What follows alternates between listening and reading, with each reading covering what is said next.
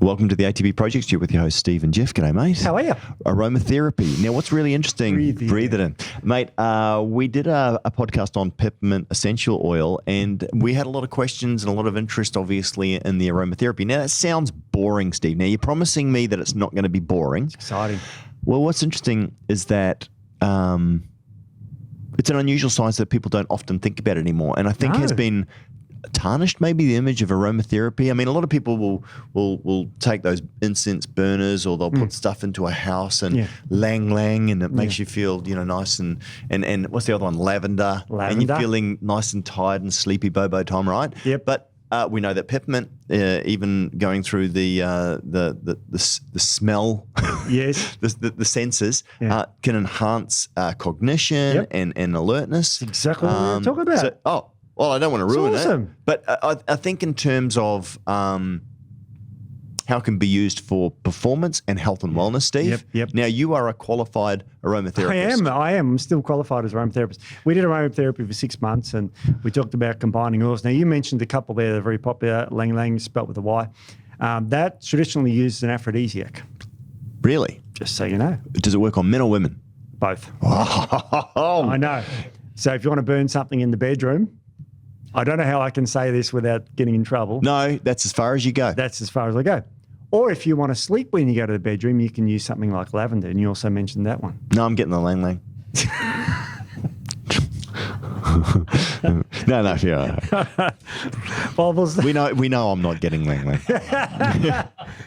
Yeah, even with that, we won't be getting anything. But anyway, so it's interesting because aromatherapy is often thought of as a bit fluffy and not scientific. Absolutely, Steve. Boring. Impotent. Weak. Yep. Well, probably shouldn't use that word, but you know what I mean. Like it's just not sexy. No. Keep going back there. Hang on. It's just not exciting, Steve. It's not exciting. It's just boring. What are you going to teach me about smelling something and that's going to make me into a superhero or improve my health? I mean, tell me honestly. All right. What if I tell you that it could even save your life if a big plague hits? Would that be more exciting? Yeah, there would be. A big plague. Are you talking about Black Plague? The Black Plague. Are you talking about the guys that wore the... We are going to be talking about the guys that look kind of like a crow. Like they had those things that they put and they stuffed down the bottom, right? Essential oils. Yeah. We're going to be talking about that. Okay. Now, I did a bit of research for this talk. Yes, I've got scientific papers galore here, lots of meta-analysis. But came up, and I looked at an aromatherapy burner, and I looked at the aromatherapy oil there, which is I just picked lavender angustifolia, which is a type of lavender that is very effective, and you'll hear about it a lot in a few seconds. And it's $3.50 for the burner and $3.50 for the oil. And you buy those few cent candles, and you put water and a few drops in there, and you light the candle. So that's it. That's aromatherapy. That's one way. The other way is you can rub it into your parts, like we talked about peppermint oil in the head. And there's other parts where you can do body essential oils. Like when I was doing massage on people, you'd put essential oils in there. Which ones would you use, Steve? I used to use lavender. Lavender. But that would how many people would fall asleep on the table when you'd put lavender? Most of them. Yeah. Get away with doing less work. He would just sit there reading a magazine in the corner, then fall asleep. Time's up. Yeah, time's up in 20. Oh, that was great. Have a little power nap on the table. He had 5 or 6 rooms, and he just used to go into each one, stage them 10 minutes apart. Rub this one for 5 minutes. He's asleep. That's it. All right. If they were going to do a sporting event, you could use something like rosemary to pip them up. Yeah, rosemary. Well, I have a little bit about rosemary, but okay, so we know that can we talk about the... Well, okay, how do you want to do this? Because do you want to break down each one and talk about its effect, gain of function? Yes. I've picked a few aromatherapy oils here. I couldn't do all of them, but I've picked the most popular ones. Okay. So, I'm a little bit more interested now, Steve. In the Lang Lang? Well, yeah. Okay, yeah. But no, in all of them, in terms of improving performance, wherever that may be. Okay. Well, there's a lot of that to come. There's a lot of stuff here. Now, the first one I picked on here was lavender because I think that's the most popular essential oil, would you say, or not? Yeah, the only thing that I know about lavender as well, too, is that too much of a good thing can be bad, that it's actually relatively, and again, I don't want to scare people off from using this, but estrogenic. If topically, it can be. Topically, right. Yeah. But when taken... Orally. Now, or nasally? Yeah, nasally, yeah. You can take it orally, and that's a very good antidepressant. Is it? Yeah. There's I can't remember the brand name, and I probably shouldn't mention it, but it's 80 milligrams of lavender oil, which is clinically shown to improve depression.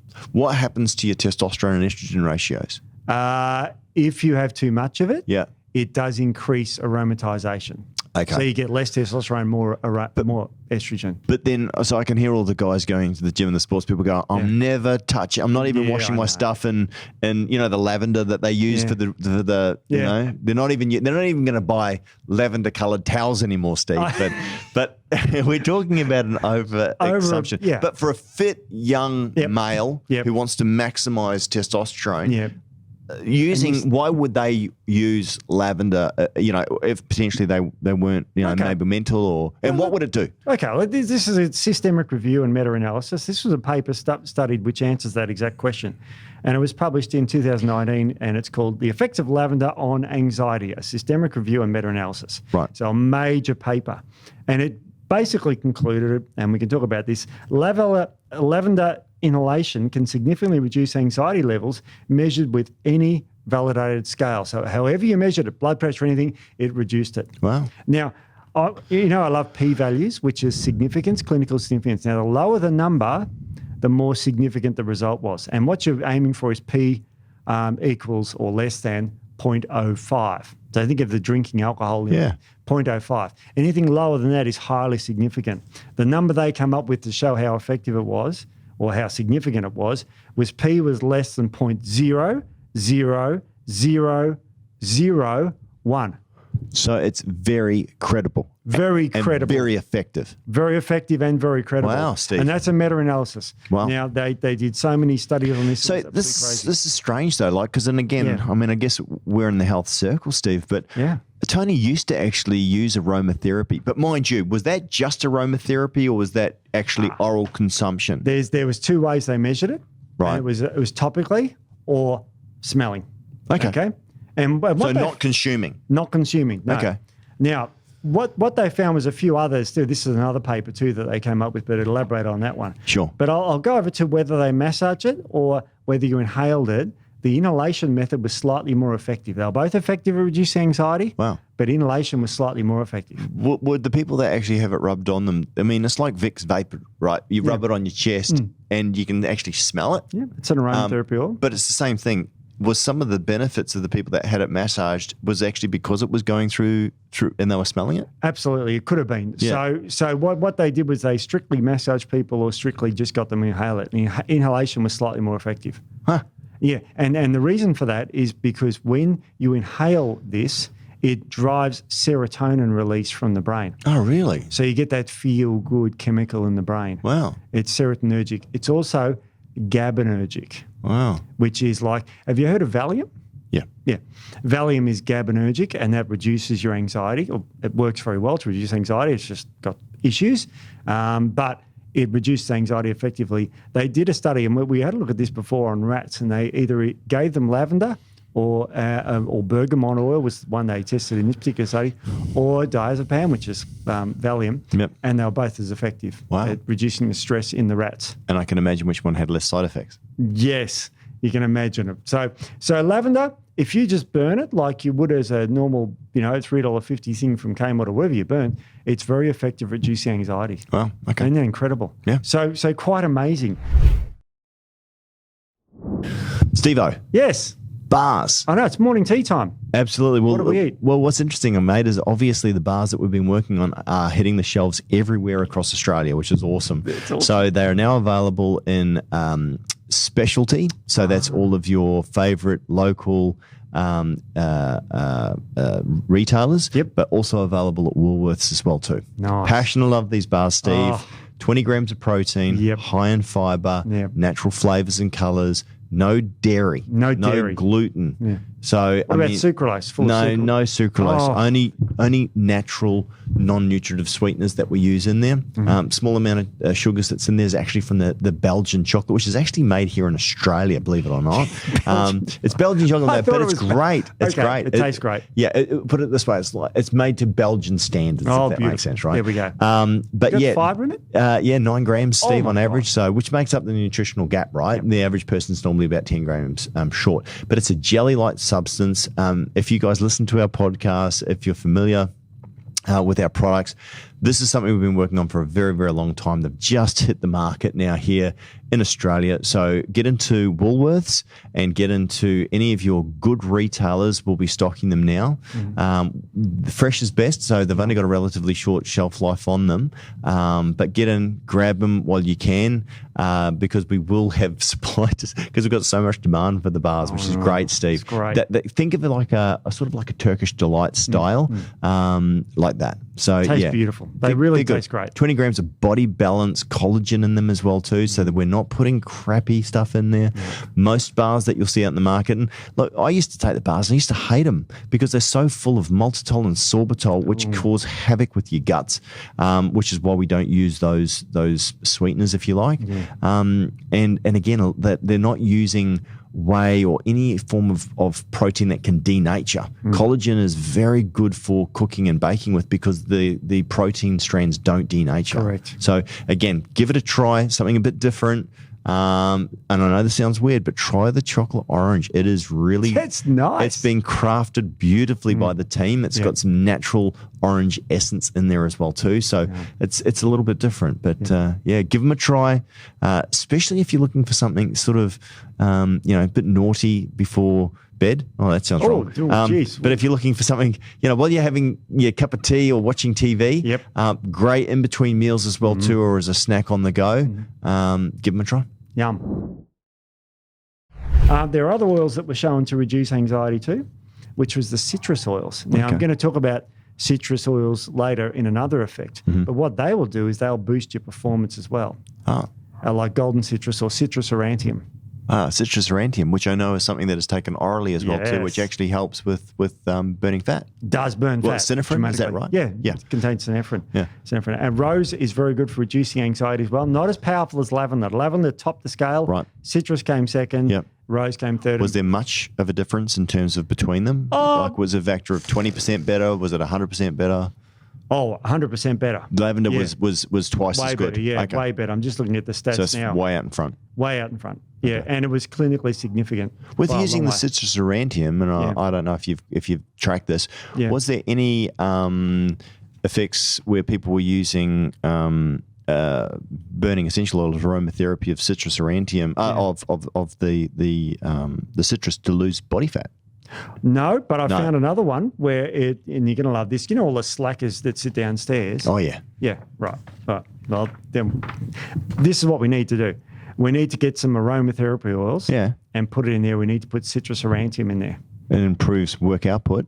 Yeah. Does it? Yeah. Aromatherapy inhaling epidegrin, which is in the citrus aurantium, can improve performance in the workplace. Wow. Look at that. Nice highlighted bit there, straight up. Yeah. So that's a terrific way to do it. And also, it reduces anxiety.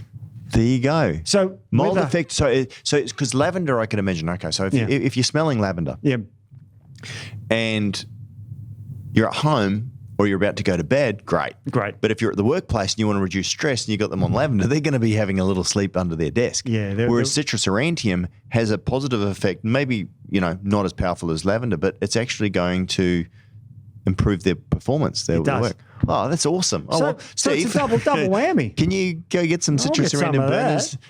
Put some in Matt's office. Oh, yeah, of course. Useless, that bastard. He's always got, do anything. He's always the light off in there. I know. And he says, it's because I'm looking at the screen. Oh, well, I never see him, right? He's behind it. Like, Matt's our sound guy, and he's got these massive things. No one ever sees him. He's actually, I reckon he's sleeping under his desk. I don't even reckon he exists. No, look, he's great, and we love him. But it's funny. I had to use him because with this aromatherapy, I had to send him a picture to see whether it was okay to put on video. Oh, really? So Why? He does exist. Well, because aromatherapy is very beneficial for something else. It's for preventing plagues. Right. Now, do you remember 1413?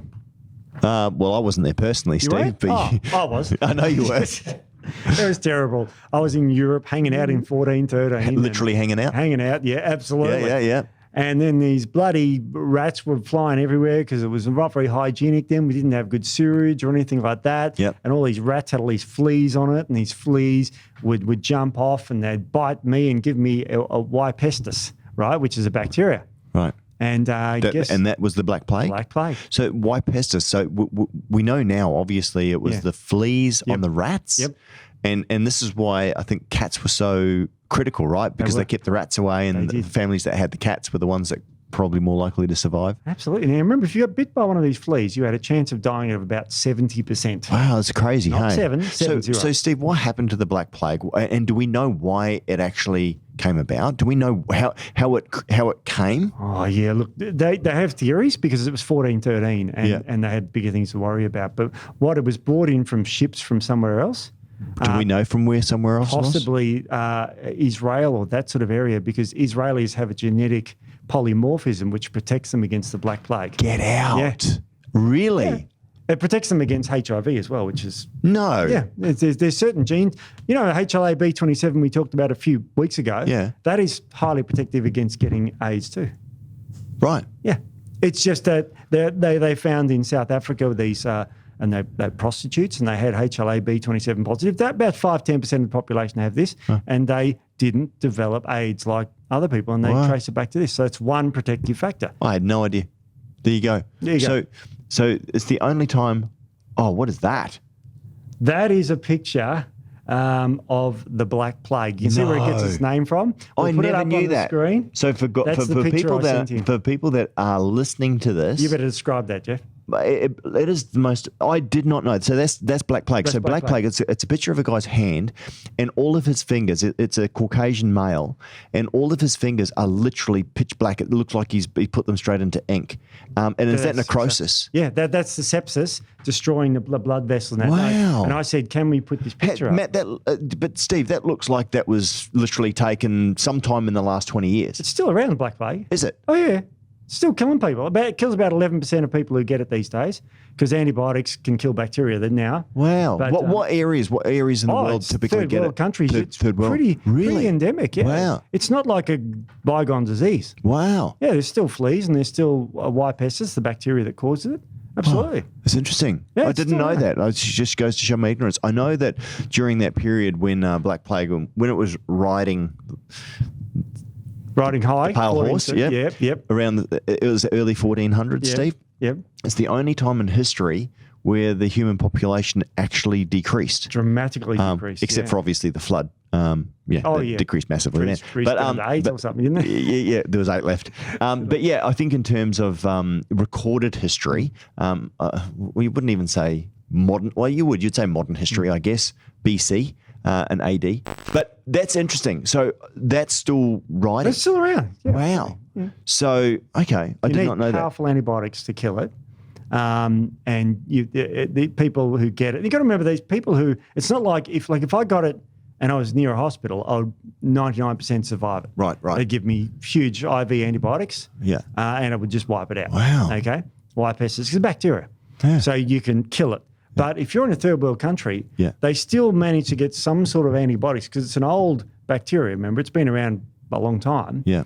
And it hasn't evolved to become antibiotic resistant too far yet, because there wasn't, like, if antibiotics were around in 1413, which they weren't, then antibiotics would be resistant to it now by sure. Yep. So you got to remember back then. The Black Death would kill most people, and they'd ring the bells, bringing out your dead, and the people who bring out the dead. Got to be crazy around that time, huh? Yeah. Now you get it from biting fleas, but also if you become infected. No, fleas bite you. Fleas biting you. I don't know how many people are biting fleas, Steve. We're going to get emails saying, I can't believe he said biting fleas. But if you get it, you can also give off some in your sputum, so it can be transmitted in the air. Yep. So it can be airborne. Yeah, spit. Yeah. Yeah. So human-to-human contact was deadly as well. Now, of course, if someone died, the first thing you think of is stealing their valuables, right?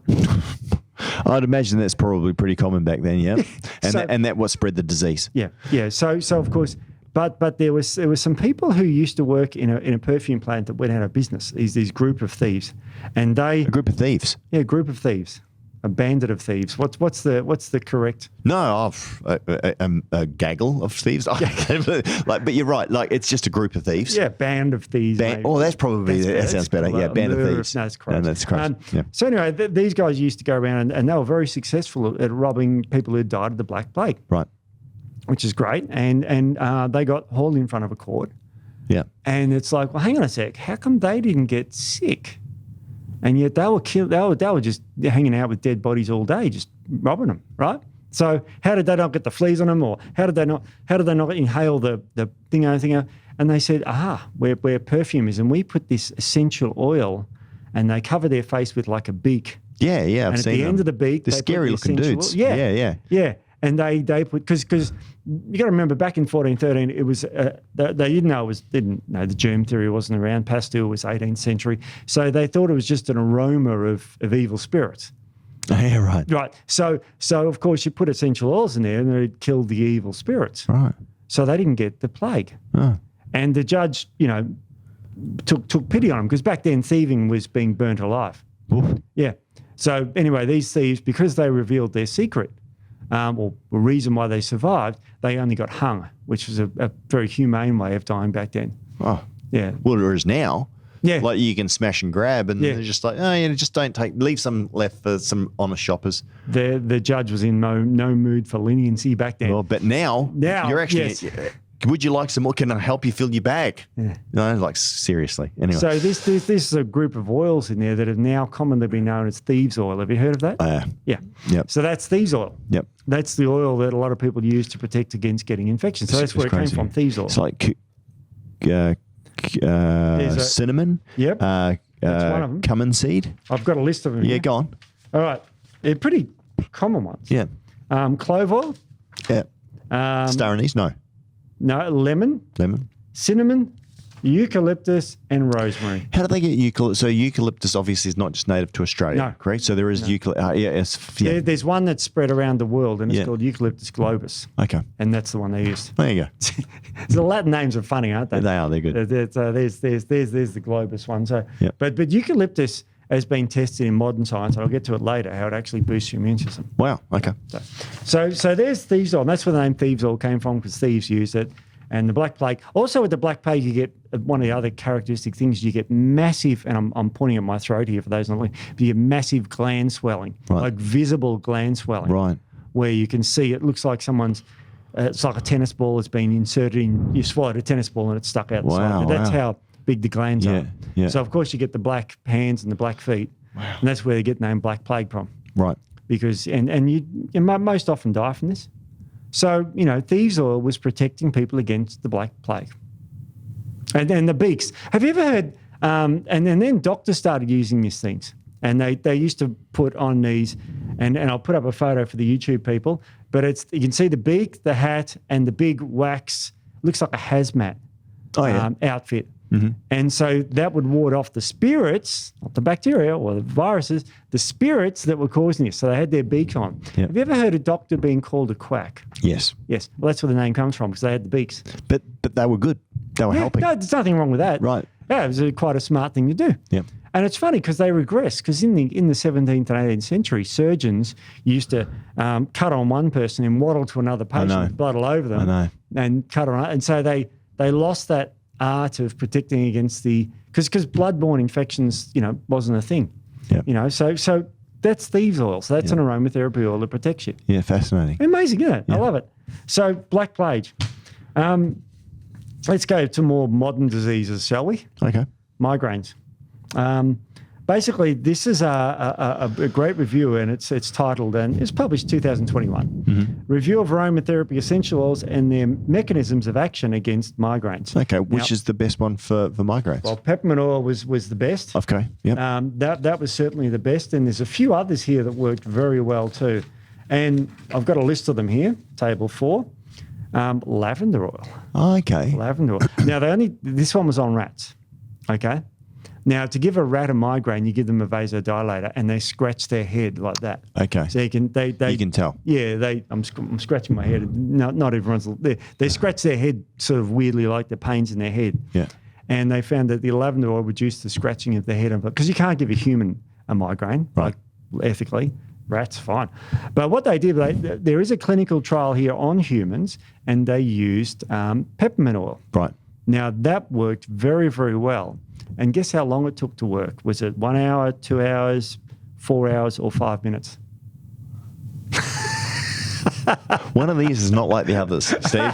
So I'm going to go for the one that's not like the others. I'm going to say 5 minutes. It's 5 minutes. All right. That's pretty awesome. The patients were relieved after administration of 5 minutes. Wow. And the intensity. What percentage of the population? Sorry, Steve, keep going. That's all right. No. And they used this essential peppermint oil. And the way they did it was they inhaled administration, 2 drops of 1.5% essential oil up the nostril. And I'm poking my fingers up my nose and you get it and you rub it between your fingers and you squash it up your nose. Yeah. Okay. So that's how you relieve it. What percentage? This was about a 61% of people found relief. Wow, which is way better than triptans, which is about 40. Triptans are the drugs. What's the difference, Steve, between using like a pure essential oil, or not pure, but like using a diluted essential oil like directly under the skin, like under your nose, versus using a burner? Oh, okay. Well, in this case, you get more. You'd be inhaling it a lot stronger. Right. Now, you wouldn't put it on neat, like without carrier oil, because it can burn. Yep. And irritate. So that's and you have to be careful with essential oils. Like absolutely, yeah. Absolutely. Yeah. Yeah. You don't orally take them unless you're prescribed by someone like myself who knows about them. Yeah. And I'm reluctant to. Yeah. Peppermint oil is great to take orally. There's something you can. Yeah. Even lavender at milligram doses. And there's differences as well too, because there are food grade essential oils and non. And that's you don't want to be taking a non-food grade essential oil orally. No, the one from Kmart, I don't think is food grade. No. So please don't take it orally. Yeah. Now, the other one were animal trials, so I'll skip over those because the other one was chamomile. Right. Absolutely. Chamomile tea. I mean, and it's funny because actually I was watching The Hobbit, Unexpected Journey, and watching it with the boys. We started right at the very beginning, and I know that fans of J.R.R. Tolkien, the absolute purists, weren't happy with the extended version of The Hobbit that he did, but I still love it, and the boys love it, and I think it's still true to the spirit of the thing. Anyway, and they're talking about, Gandalf, would you like some chamomile tea? And I was thinking, man, my father used to drink that because he had trouble sleeping, and he also had a red bark tea as well too, which was even stronger again. That stuff worked like magic for putting you to sleep. Chamomile tea is great for sleep. It's a different topic. This one's a bit slack, the chamomile. It took 30 minutes to alleviate symptoms of a migraine. Right. Did it? But what would be interesting to see if it actually worked on the percentage that the peppermint didn't work for. Look, and another one is aniseed oil. Frequency of migraines decreased from 3.5 times a week to 1.8, so about halved the migraines, and that's aniseed oil. And that's a clinical trial. Basil essential oil reduced the intensity and pain. Rosa relieved the pain and intensity. So if you can get all these oils, if you're a terrible migraine sufferer, what's wrong with mixing them together? Well, I don't know, Steve. Nothing. Okay. You can mix them all together. I was going to ask you that before. If you put, the citrus with the lavender, what would happen? Because you've got one that's going to put you to sleep and one that's going to keep you awake. What would happen? I actually think it would normalise your brain. Right. I mean, you've got to remember, when I was prescribing this, and I did a little bit of prescribing of this, so I'm not I'm qualified, did 6 months. Not an expert. Not an expert. But we used to mix different oils, and you would put the 3 or 4 different oils in the burner at once. I can hear them. So go to the apothecary, right? Yeah. I mean, it's kind of cool, right? It is cool. I mean, it's what's been lost. Yeah. And again, it's fascinating to hear just how effective these things are. Yeah. Now cheap as chips. Now you've got to remember that migraines causes more disability. The powers that be don't like that, Steve. Now I know. They don't like it. But I mean, it's absolutely incredible. The stats on this are incredible. 18% of women get it, 6% of men. It causes massive disability. Yep. And if it can be helped by aromatherapy oils, what do you got to lose? Nothing much. It's little downside. Yep. It's not like some of the treatments where, probably one of the more common treatments for migraines are the oral triptans, oral painkillers, but also Botox to the head. Right. Yeah. This was shown with the aromatherapy oils to be slightly more effective than Botox injections in the head. Because I know that people have used that to obviously alleviate. Yeah. Yeah. So I mean, because it releases the muscle spasm, the nerve, right? Correct. Yeah. So you've got a skull that's got, if you've seen a skull, it's got little cracks in it. Okay, and you've got muscles that sort of not hold together, but sort of squeeze on the head. And you got to remember, migraine is the pressure going out. So if you put Botox in your muscles, they just relax, of course, stop working. Yeah. And your head just can sort of expand marginally just to allow the migraine to ease. It's funny because the other day I got a headache, and I don't often get headaches, very, very rarely. And man, I was the side of my head, and I was just massaging the side of my head, and seriously, it was like knots all through the side of my head, where obviously the muscles are just like gone as hard as a rock. There's nothing actually more satisfying when you go and see your massage therapist, and he actually spends time massaging your scalp, especially the side here. Oh yeah, I love it. Oh man. So good. And right there, I can't remember the muscle. I think it's a mass eater. That's the muscle there that they inject along there. Yeah, right. And of course, because your knot there would disappear with Botox, because botulinum toxin just stops the muscle working for about 3 months. Yeah. So don't get it in the wrong spot. No. As Doug would say. Yeah. Do it where you don't want to, And in the olden days, they used to give huge doses, and it'd sort of run down, and you get a bell, and that would happen. Because you got to remember, you get, you can get in the labia lines here, you can get Botox. So if you put too much, and it looks like you've had a stroke or Bell's palsy, or one of the both, or both of them. So there's a lot that can go wrong. But think about aromatherapy oils. If you chuck a few of those in a burner, how's that going to hurt? Well, as I said, not much downside. No. Potentially a lot of help. So your house smells good. All right. All that sort of thing. So what that's else? a good one too. Give me something else, Steve. All right. I'm going to get on to how all this works within the brain too. There's really exciting stuff that just came out. Okay, so the immune system. There is 2 essential oils that have been found to be very effective in supporting the immune system. This is a review paper called Much More Than a Pleasant Scent, a review on the essential oils supporting the immune system. Now, they had a look at all of them, and they were pretty ruthless. They looked at all the data, and they found some oils, but particularly eucalyptus and ginger, has an immune function enhancing properties in multiple studies. So there was some that had one study and this sort of thing, but those 2 oils themselves are brilliant for boosting the immune system. And the type of the immune system they build are actually the 2 types, the adaptive and the innate. Okay, the innate immune system is sort of like your natural killer cells, which go around and look for anything foreign and kill it. The adaptive one, as the name suggests, adapts to the virus, and they're like your B cells and your T cells and antibodies and memory T cells and all these. So it actually boosts both sides of them. So eucalyptus oil, remember we talked about like the Thieves oil and that sort of thing. There is some sort of evidence to support that. Wow. So eucalyptus oil, remember the Vicks? Yeah. That could have eucalyptus in it. I don't know if it does anymore. I have no idea. Don't know what it does. But it smells like it. Yeah. We're going to Google that. So we'll see what happens. Yeah. Have a look. But it opens you up anyway. So obviously during this period of time where you might be concerned about pestilence, Steve. Pestilence. Yes, I love that word. That could be something that you might want to put into your armoury. Of course. And I mean, you think about your burner at home. Let's say you've got, I'm just going to say 6 oils, because you could have 60. But let's say you got 6. In our clinic at the college where we had, there was about 100. Wow. And there was some I'd never heard of. Well, Oh, yeah, and I'd stayed it for 6 months ago. What's that one? Yeah. Heard it. What did that do?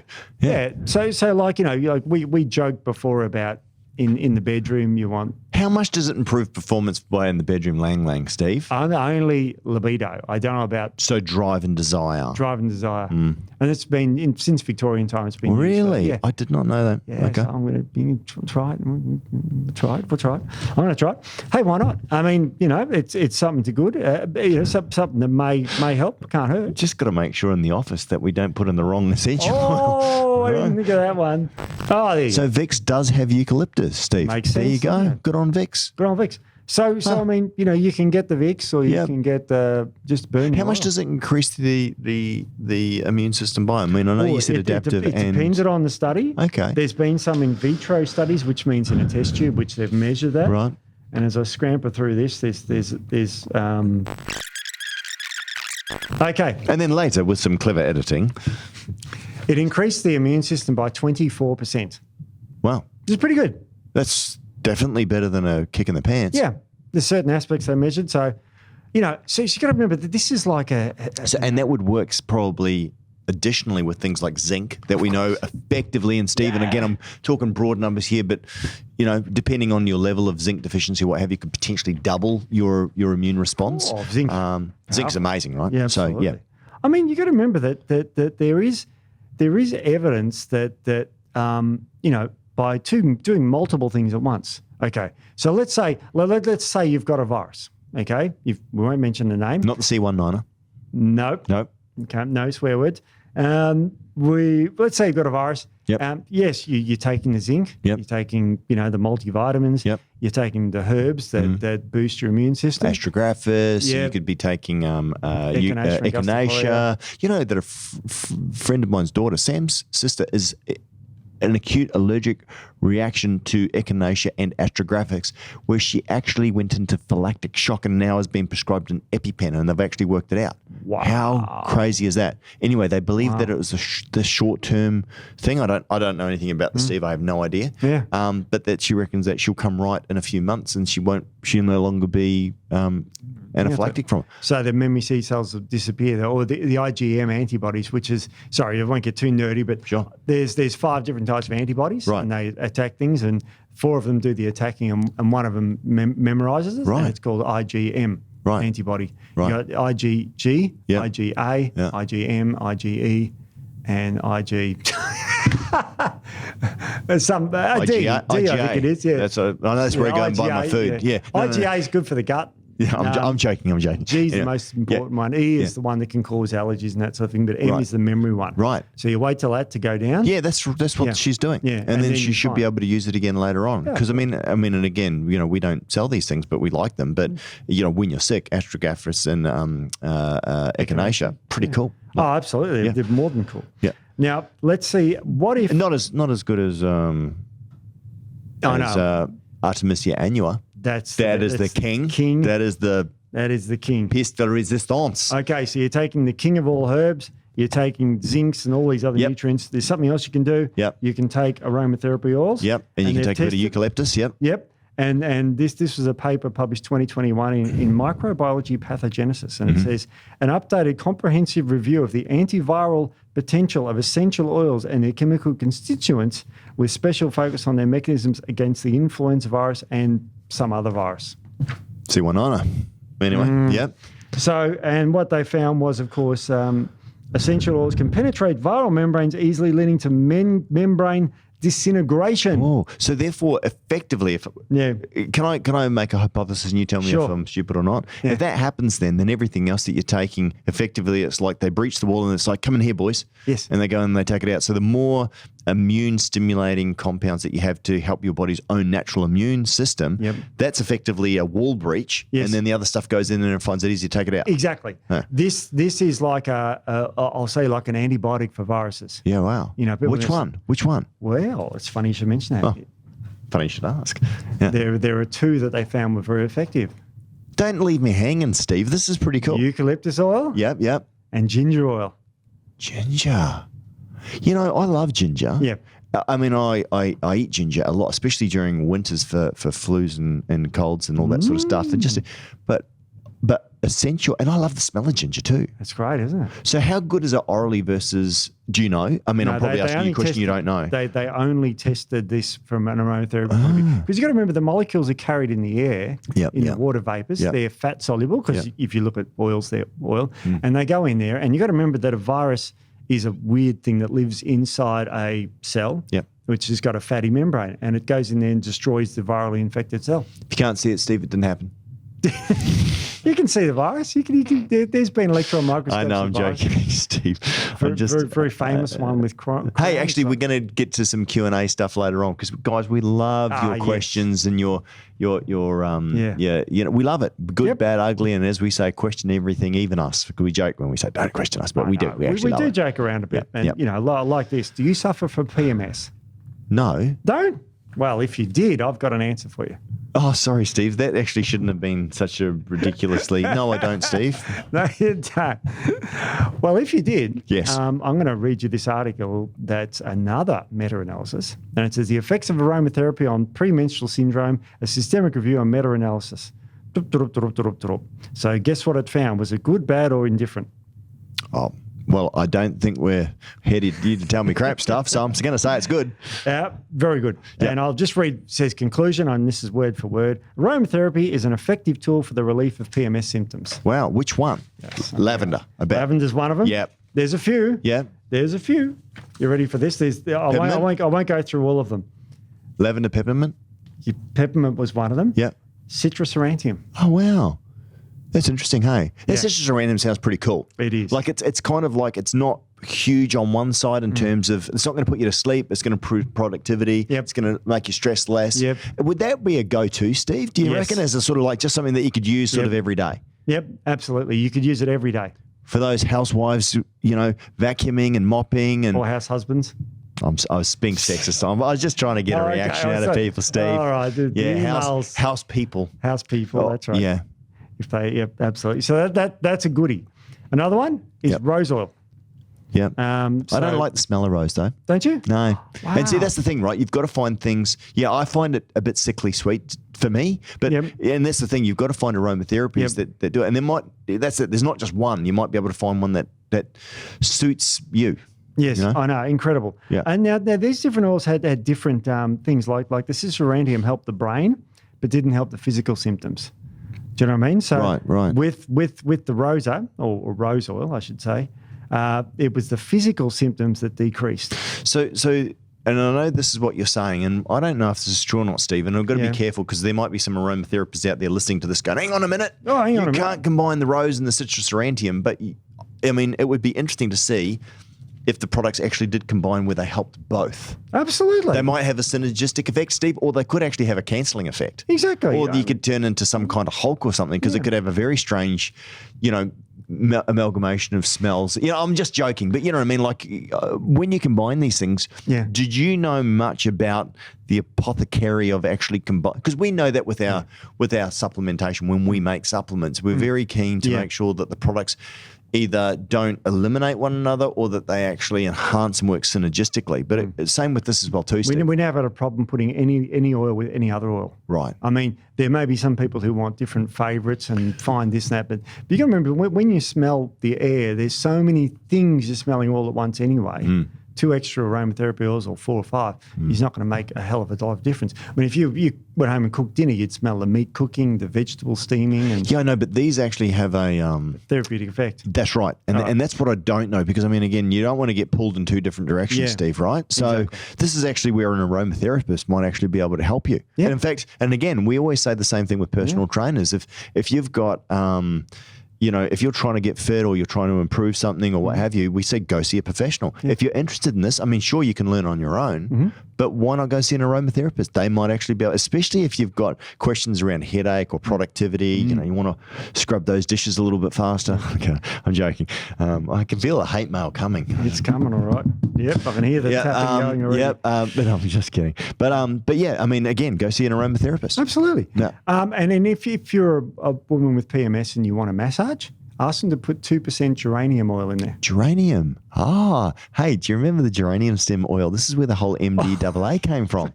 So was originally said that geranium stem oil was the compound MDAA. Yeah. Am I saying that right? Yeah. MDAA? No. DMAA. DMAA. No, I'm saying it around the wrong way. MDAA. It's like, hang on, that doesn't sound right. Yeah. AA. Yeah, far out. Anyway, yes, but the stuff that's banned that no one the stuff that's banned that back in the day before it was banned, when I used to sell supplements, I sold pallets and pallets of that stuff. Right, was huge for this. But geranium stem actually has benefit. It does, yeah. Wow. If geranium 2% in almond oil they used and massaged, and they gave them 30 minutes per week, and they did it over a number of week periods.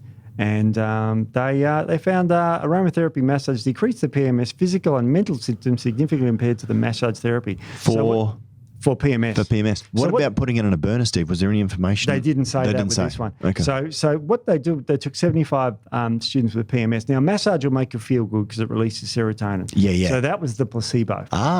And the other guys just had the geranium oil in there. Does geranium stem have a strong smell, Not a strong smell at all. So I don't know if they even smelt it. I mean, some molecules would have made up their nose. Sure. It was absorbed through the skin a little bit, but isn't that interesting? Things absorb through your skin, Steve? Yeah, lots Don't of things be crazy. I'm sorry. I'm never going to let that down, am I? Maybe I'm emotionally damaged. Yeah, exactly. Emotional damage. Sorry, Steve, but it's just, it's still... I know, it's just weird because... It's science. No, it's not. Burn them at the stake. It's sort of like, what about all these testosterone creams? Don't talk to me. So lavender comes good here too. Okay. Sage in a burner is good. Yeah. So there's just oils galore. I mean, I'm going through this analysis here, and they're just everywhere, and they're all showing highly significant benefits through pretty much across, depending on the oil you use, the physical or anything.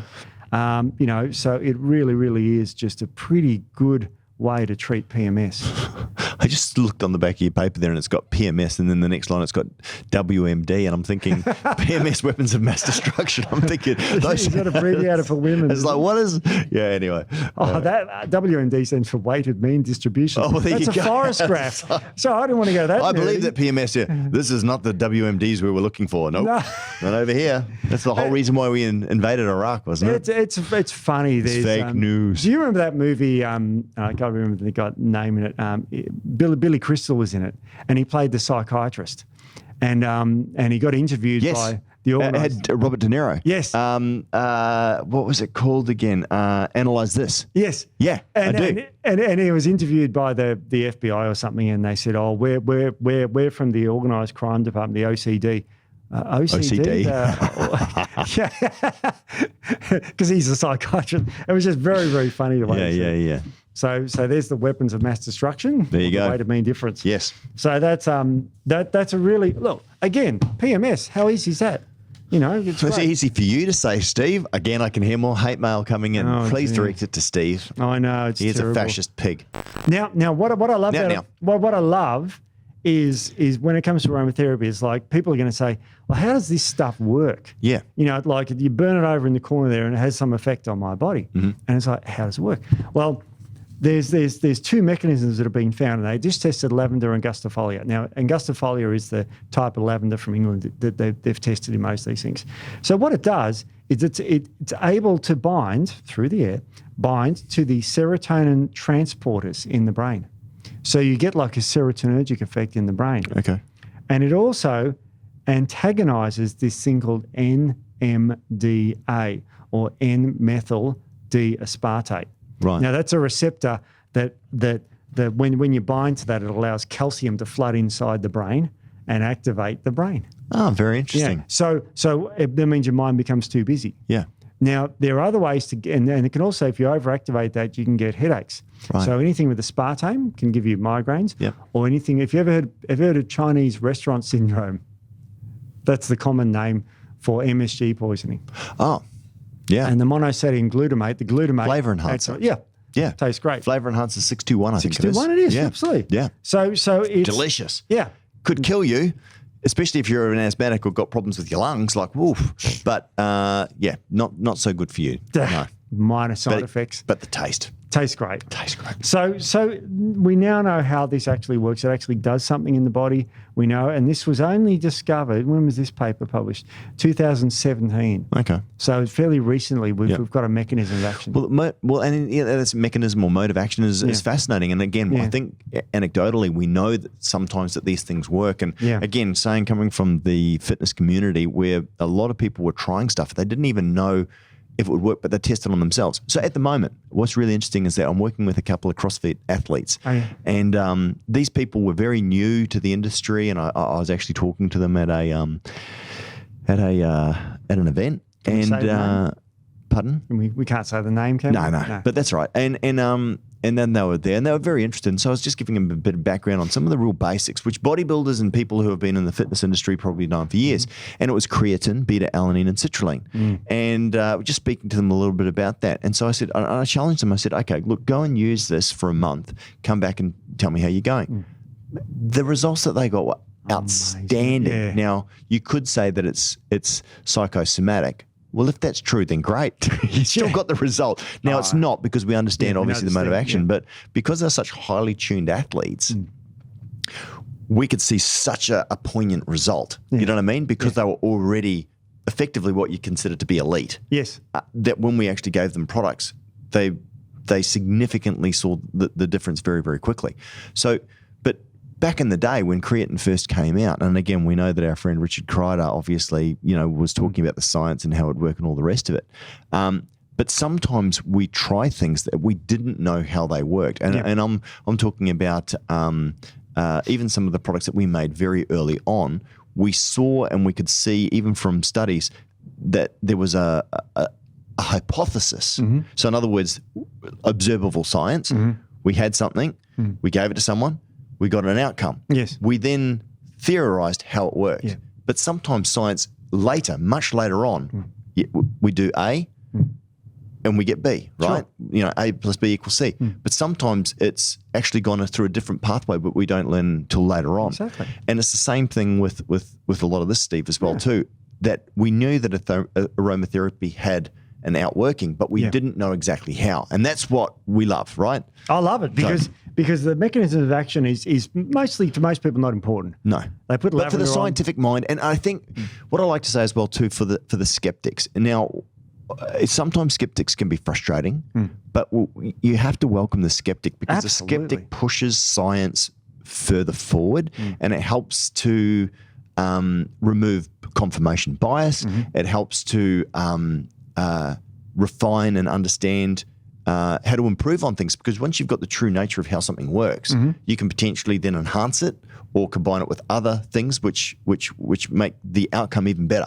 So long as they're not flat earthers, the people that go, no, Earth is flat. No, well, Galileo had a hypothesis and it was later proved, but at the beginning it was just a hypothesis, right? Of course. Yeah. And it's a reasonable one at the beginning. Yeah. 15th century, you look out and you go, well, of course it's flat. Look. Yeah. Otherwise we'll fall off. Yeah, that's right. And that makes perfect sense in the 1500s. Yep.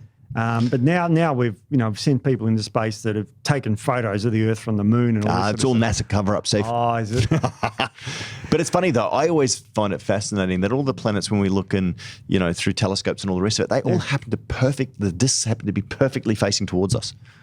Like you never see one sort of on its on an side, angle, or sort of like 3/4. It's like, oh, that's a strange shaped planet. They're all exactly. I know. It's a bit weird, isn't it? Well, the flat earthers believe that the Earth's flat, but all the other things around. So it's a bit of a mystery. But what I don't understand is, do flat earthers believe in satellites going around the Earth? Steve, and look, if you're a flat earther, I love you to death because I am a conspiracy theorist as well too. And you believe what you want to believe at the end of the day. And you know what? If you question it and you can have a good debate where it's kind and it's done in love, because there are some people that genuinely believe that the Earth is flat. Yes. And it's funny that actually something popped up on YouTube the other day where I saw, flat earther gets destroyed by some scientist and all the rest of it. I didn't even watch it, but you don't want to destroy people. No. And I appreciate sometimes they're an opposing opinion where people's confirmation bias is so strong that it may take years and years and years to break down. But at the end of the day, we don't all have to believe the same thing. No. So long as I think we can discuss our point of differences with mutual respect and kindness. And if we can do that, then we should be able to talk about anything. Look, if you've got a refracting telescope, which is a long tubular one like the classic ones, and you go to a lake and there's a boat on the lake, that will prove the Earth is round if the lake's big enough. Right. You just look out about 1 kilometre with a telescope and you look at the boat and you'll see it's sunk. Right. So, in fact, if they go far enough, you'll only see the people on it. Yeah. And you can see that when the boat goes over the horizon and all that sort of stuff. But you can actually see it through a telescope much easier, and you can see half the boat because the Earth is round like that. Now, I'm not going to speak for all flat Earth conspiracy theorists, but apparently we don't exist, Steve. We're actually actors putting on an accent because Australia and New Zealand don't actually exist. Well, no, I don't know. They do. But one sect of the flat earthers say that there is no continent called Australia. It's just all made up, and we're literally in the Truman Show or something, and this is just us putting it on. I know, it's funny. I love Isn't that right, Steve? Absolutely. Oh, that's a terrible American. I don't know how to speak American. Yeah, let's give it up. We're from Texas, and that's terrible. All of our friends in the States, especially in Texas, are like shooting us right now. I can hear them tapping emails. Yeah. Oh dear. Yeah. Anyway, make it up, Steve. Funny. All right.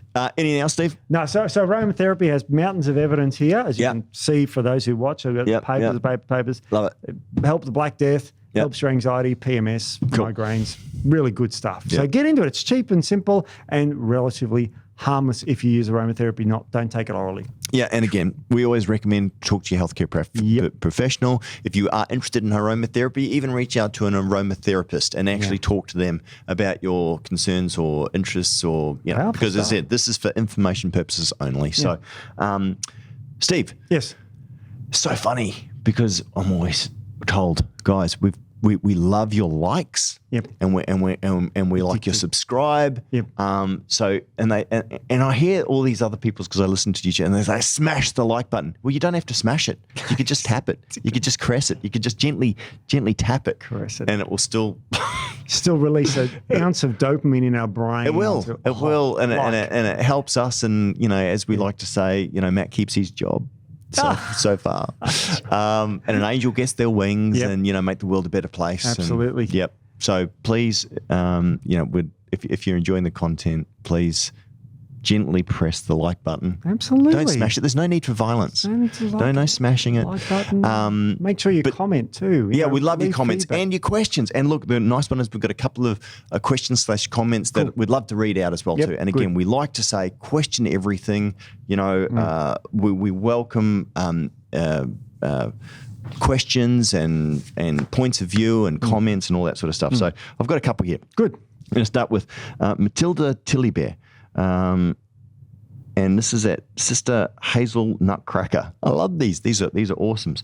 And I agree with a lot of what Matilda is saying here. And this is the beautiful thing about science and observation and evidence and information. Sometimes you've got hypothesis, sometimes you've got theories, and sometimes you've got hard evidence. And a lot of the time it comes down to which way you're looking at things. And we always like to say that good discussion and good debates always healthy, because I think it helps us to refine maybe where there's been a miscommunication or where something has been perceived in the wrong way. So I've got a clarification point here, Steve, just a good one for you. So I'll read it out to you. Yeah, go. Okay. Please don't believe everything you hear on a podcast. Oh, hallelujah. And we agree with That's that. good. 100%. Yeah. Always do your own research. We agree with that. To see if their claims checks out. Calcium is a natural sleep aid and has been traditionally used for centuries to induce sleep. Ever heard of having a warm glass of milk before bed? Milk contains both calcium and tryptophan, which in turn produces melatonin.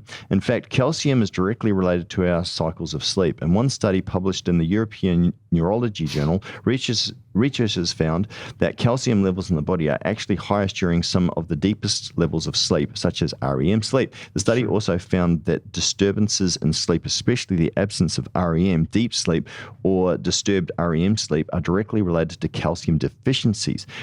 Restoration of the normal course of sleep was then achieved following normalization of blood calcium levels through supplementation. This is why most health experts have always recommended taking calcium supplement at night. Now, I'm not saying that Steve was wrong, but as with all things, there is more to the story. There is more to the story. And you know what? I thought that was really nicely framed by Matilda. Do you want me to answer or do you want to keep reading it? Well, Steve, do you want to give a bit of context as well too? Because I believe that this was in our Supplement Timings podcast that this question came through. Good. And again, Matilda, love the question. Yeah, and thanks for that. Everything that you've said there, I 100% believe in as well too. Don't just believe everything willy-nilly. Trust your source. And also, when any of the references that we give as well too, Steve, and if this hasn't been referenced, it's a good opportunity to discuss it. Sure, absolutely. So first thing, that's pretty much 100% correct what she's saying. Yep. However, when you measure calcium in the blood, okay, there's two places calcium can be, inside a cell or outside the cell. Yeah. When you measure calcium levels that go up, okay, it means they're in the blood and not in the cells, okay? So when calcium exits the cell, the cell settles down. So when she says that higher calcium is associated with better sleep, that's true because it's in the blood and not in the brain. But when calcium goes into the brain, it activates it. So that's classic. And you might have heard of calcium channel blockers. Sure. They stop calcium going into arteries, which stop them constricting. So she's correct on that thing. The only problem is that where the calcium is at that particular point in time. Now, supplementing with calcium doesn't mean it goes straight into your brain. So it won't sedate you. She's right about the milk. milk contains tryptophan and it contains calcium and all those sort of things, and they can help you normalize sleep. But also it's the lactam in milk, which is a component of milk that helps you sleep, and also the casein that causes sedation in your brain because it's a neurotoxin. Yep. So be careful drinking milk before bed. It's quite dangerous for you. Plus the hormones in it, insulin-like growth factor 1 is dangerous, all the hormones, estrogen and testosterone. So be careful drinking cow's milk to help you sleep. It's got side effects. Yeah, dangerous and ones. Steve, I know that you and I obviously differ slightly on this as well too, because I do like bath milk, natural cow. I like going down to my, Daisy, my cow, where I used to, suckle on the udders. No, I didn't, but I used to milk the cow and drink fresh cow's milk, as opposed to the very heavily processed stuff that we get. And I'm anti-processed where possible. I like nature knows best, and so I do consume, that sort of stuff. But I appreciate from where you're coming from as well too, and again from your own personal history, based on the disease state that you had, that you effectively treated yourself with food to overcome some of your issues. And so, that's great. And also your Jersey cow hasn't got the A1 casein, which is a very dangerous one. Yeah. It's just A2. You can get A2 milk now anyway. Perfect. And I think there was some more comments there as well too, and some discussion there. But great. Look, and thank you again, Matilda. It's always nice to have those sorts of questions come in. I love how she quoted the science. Yeah, I do too. I love it. You warm my heart. Yeah. Now, and here's another one as well too. Yeah. Dear ATP Sense, I feel like I've found my tribe listening to your podcast. I've been binge listening for the last few days, and finally, after years of listening to health and fitness podcasts, I found yours. Qualitatively informative, relative information, and easy to listen to. I lolled when I heard the comment about Aerobics Oz Style on the Menopause podcast. I remember watching that in the mornings after Boris's Breakfast Club. I remember that. Remember with the little monkey? And Fifi Michaels in a skimpy leotard. Anywho,